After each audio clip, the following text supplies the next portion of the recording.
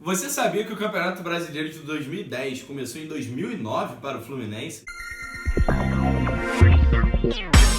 Fala aí, rapaziada do Além do Jogo, beleza? Aqui quem tá falando é o Ian. E bora pra mais um vídeo do canal. Dessa vez, como vocês viram no título, eu vou contar a história do Fluminense campeão brasileiro de 2010. E eu comecei com uma pergunta um pouco diferente, né? Pra começar esse vídeo, diferentemente dos outros que eu fiz. Perguntei se você sabia que o campeonato de 2010 começou em 2009 pra equipe tricolor. Calma, eu vou explicar isso. Mas antes, já vai deixando seu like, já vai se inscrevendo no canal. Se você gosta de futebol, se você torce pro Fluminense, já vai fazendo isso, porque aqui vai ter muito vídeo do Fluminense. Semana que vem mesmo eu vou contar a parte 2 da história dos dois títulos, né? Como vocês viram, essa parte 1, o título de 2010, semana que vem vai ser a parte 2. Então já vai deixando o seu like, já vai se inscrevendo no canal, porque aqui você não vai se arrepender e vai ter bastante coisa do Flusão. Enfim, galera, como eu falei, eu vou explicar um pouco dessa pergunta que eu fiz lá no início. Como assim o Campeonato Brasileiro de 2010 começou em 2009? Pra quem não tá ligado, em 2009 o Fluminense estava com 99% de chances de cair pra Série B. Era o último colocado da competição. E pra que isso não acontecesse, a equipe teria que ganhar jogos, ou ganhar ou empatar jogos. Não podia ter erro nas últimas 10, 15 rodadas do Campeonato Brasileiro. Não lembro ao certo, eu lembro que era essa média. E a equipe do Fluminense fez isso. Ela começou a vencer seus jogos, a torcida começou a apoiar e a equipe se safou, saiu de 99% rebaixado para permanecer na Série A, inclusive contra o Coritiba na última rodada, e assim disputar o Campeonato Brasileiro de 2010. Inclusive foi nesse ano que começou aquele papo de time de guerreiros, né? Não é à toa, saiu de 99% rebaixado para disputar a Série A no ano seguinte, quando ninguém mais acreditava, só os tricolores, e não é à toa, né? E acabaram sendo campeões. Com a moral que eles vieram do ano seguinte, eles conseguiram começar a ir bem no Campeonato Brasileiro de 2010. O time era a base do ano anterior e assim conseguiram ser campeões no final do ano. Mas isso eu vou contar mais pro final do vídeo. Agora eu vou falar mais um pouco do time base, dos números dessa campanha e como é que foi o Fluminense nesse ano de 2010. Seguinte, rapaziada, como eu falei, agora eu vou começar a falar um pouquinho do que era o Fluminense 2010. O time base era composto por Ricardo Berna, Mariano, Gum, Leandro Eusébio e Carlinhos na zaga. Valência, Diguinho, Deco ou Marquinho no meio campo, porque o Deco chegou mais pro meio do ano já. Não no meio do ano, mas um pouquinho antes do meio do ano, do meio do Campeonato Brasileiro, então o Marquinho jogava de titular. Jogou de titular até aí, e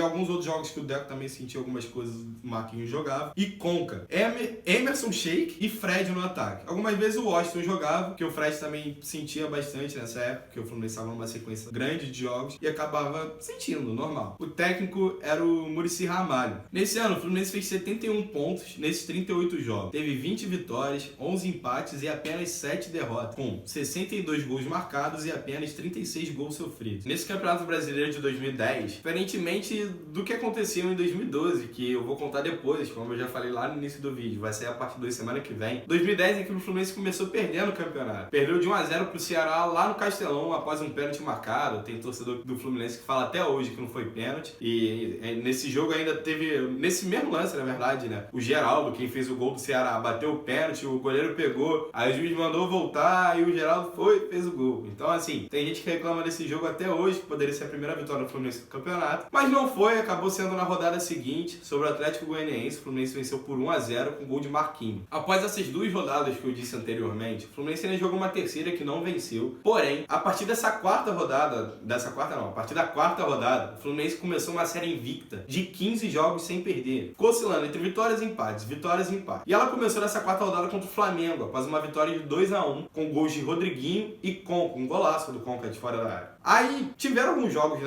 nessa série que eu gostaria de destacar, como, por exemplo, na nona rodada, onde o Fluminense enfrentou o Santos, que nesse ano seria campeão da Copa do Brasil, e no ano seguinte, com algumas modificações, seria campeão da Libertadores. Inclusive, esse time tinha Neymar, Robinho, Ganso, e o Fluminense foi lá na Vila Belmiro e venceu por 1-0 com gol de Alan, mesmo tomando uma baita pressão da equipe da Vila. Agora, depois de falar dessa nona rodada, eu falarei da décima, onde o Fluminense venceu o Cruzeiro por 1-0, com gol de Leandro Eusébio no Maracanã. Esse jogo ficou marcado porque foi a primeira vez que o Fluminense chegou na liderança nesse campeonato. Então, a primeira vez, é importante, porque o time ganhou confiança nisso. E o que marcou esse jogo não foi só o fato do Fluminense chegar na liderança. O Muricy conversou com um representante da CBF para ver se ele ia para a seleção, se não ia, e ele decidiu por ficar no Fluminense. Tanto que o Fluminense começou a cantar Muricy Guerreiro ficou no Flu pra ganhar o Brasileiro. Porque assim, cara, o cara recusou a seleção brasileira pra continuar no Fluminense. Ele até falou em entrevista que se ele saísse dessa escola do Fluminense, né, saísse do Fluminense, ele não iria viver em paz, porque ele ia abandonar um projeto que foi feito já há um tempo, né?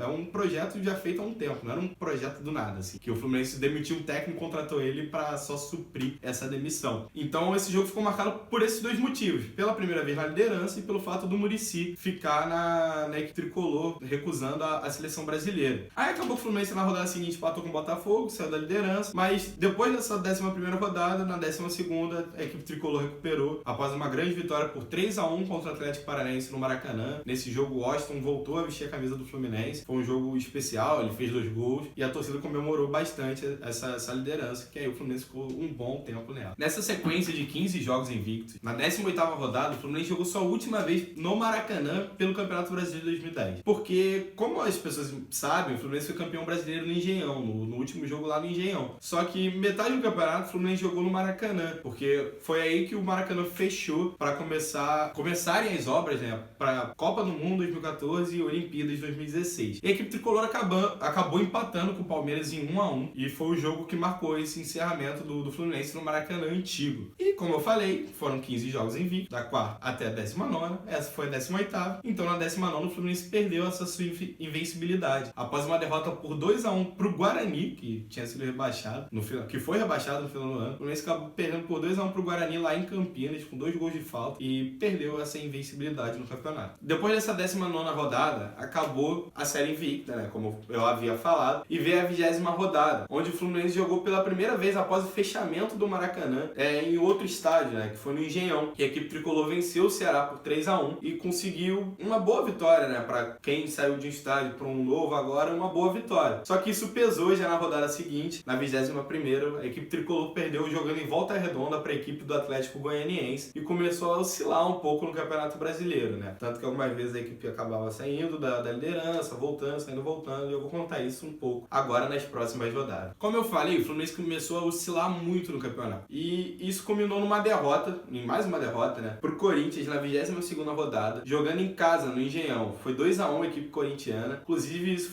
ajudou com que o Fluminense perdesse a liderança na rodada seguinte, após o empate em 3-3 com o Flamengo. E sobre esse jogo do Corinthians, eu queria destacar um negócio. Foi o último gol do Washington nesse Campeonato Brasileiro. Esse gol ajudou o Fluminense a permanecer líder só naquela rodada, mas como eu falei, na rodada seguinte acabou perdendo com um empate contra o Flamengo. Além disso tudo, esse gol teve um detalhe importante. Como eu falei, foi o último do Washington nesse Campeonato Brasileiro. E ele falou assim: eu prefiro não ser artilheiro, porque estavam perguntando para ele sobre artilharia. Ele falou: eu prefiro perder minha artilharia no Campeonato Brasileiro para ver o Fluminense campeão. E acabou acontecendo isso. Ele não fez mais gol no campeonato inteiro e o Fluminense acabou campeão no final, né? Mas vamos voltar aqui para a 23ª rodada, onde o Fluminense empatou com o Flamengo em 3-3. Após esse empate, o Fluminense recuperou a liderança na 25ª, então o Fluminense ficou 2 rodadas fora da liderança. O Fluminense, após 2 vitórias, um 5-1 do Galo, a maior goleada do Fluminense no campeonato, e um 2-1 vitória lá no Barradão, retomou a ponta da competição. Após isso, o Fluminense permaneceu líder até a 28ª rodada. Depois de uma derrota por 3-0 contra a equipe do Santos no Engenhão, o tricolor saiu da ponta. Inclusive, esse jogo ficou marcado por 2 coisas. A primeira foi que o Fred se machucou de novo no campeonato, sentiu a coxa esquerda, se eu não me engano, e fez com que ele ficasse mais um tempo sem jogar na competição. E a segunda coisa foi que a torcida do Fluminense, mesmo perdendo por 3-0, continuou cantando e apoiando o time. Afinal, a equipe tricolor ainda estava disputando o título. Então, assim, valeu muito esse apoio da torcida do tricolor carioca. Mesmo tendo perdido essa liderança na 28ª rodada, a equipe já recuperou na 31ª, após um empate em 2-2 com o Atlético Paranaense na Arena da Baixada. Aí seguiu na ponta até a 35ª, onde empatou com Goiás, e depois empatou com Goiás no Rio de Janeiro, e depois recuperou de novo, após vencer o São Paulo por 4-1 na Arena Barueri. Como vocês estavam acompanhando, o Fluminense estava saindo e voltando à liderança nesse final do campeonato, até porque o campeonato estava muito disputado. Fluminense, Corinthians e Cruzeiro disputavam o título nesse final do ano. E chegou a penúltima rodada, a 37ª rodada. A equipe tricolor enfrentaria o Palmeiras na Arena Barueri. E esse jogo ficou marcado por várias coisas. Primeiro, o Fluminense venceu por 2-1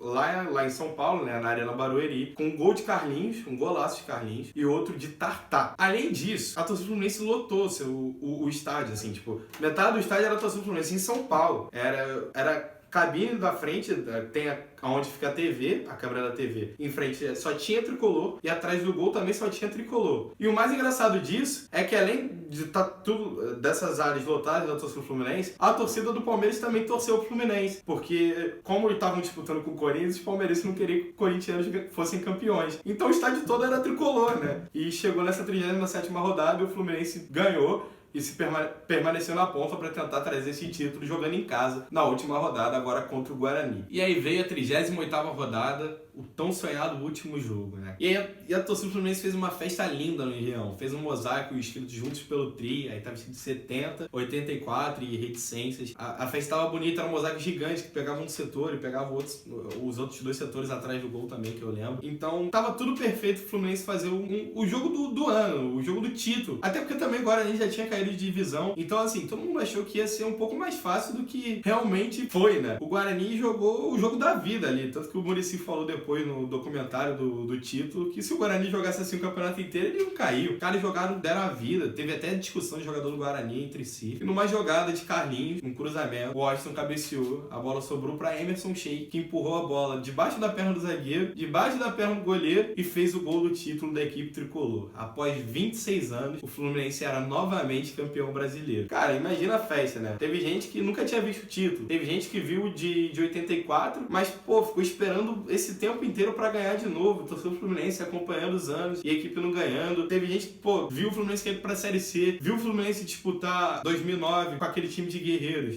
sair da lama pro sucesso, né? Por isso que eu falei lá no início, o Campeonato Brasileiro de 2010 começou em 2009, porque tudo começou em 2009. O Fluminense saiu de último pra campeão. E isso marcou a história do clube, com certeza, esse time de guerreiros. Marcou na história do Fluminense. Enfim, galera, agora, como eu gosto de fazer, eu vou contar algumas curiosidades do campeonato. Porque, eu faço todos os vídeos, né? É sempre interessante falar algumas coisas que aconteceram nesse ano. Primeiro, o artilheiro do Campeonato Brasileiro foi o Jonas, que jogava no Grêmio. Ele fez 23 gols. E o artilheiro do Fluminense no campeonato foi o Con, fez 9 gols. O Washington fez 10, só que ele fez 8 pelo Fluminense e 2 pelo São Paulo, que antes dele se transferir, ele ainda jogou alguns jogos pelo São Paulo. O Con, que inclusive jogou todas as rodadas do campeonato. O cara foi insano. Ele não perdeu nenhum jogo, não foi expulso, não se machucou. Quer dizer, machucou sim. Ele jogou com o joelho bichado boa parte do campeonato, mas ele foi incrível nesse ano. Ele foi o melhor jogador do Fluminense disparado, tanto que ganhou como o melhor jogador do campeonato. Então, ele merece parabéns por tudo que ele fez naquele ano.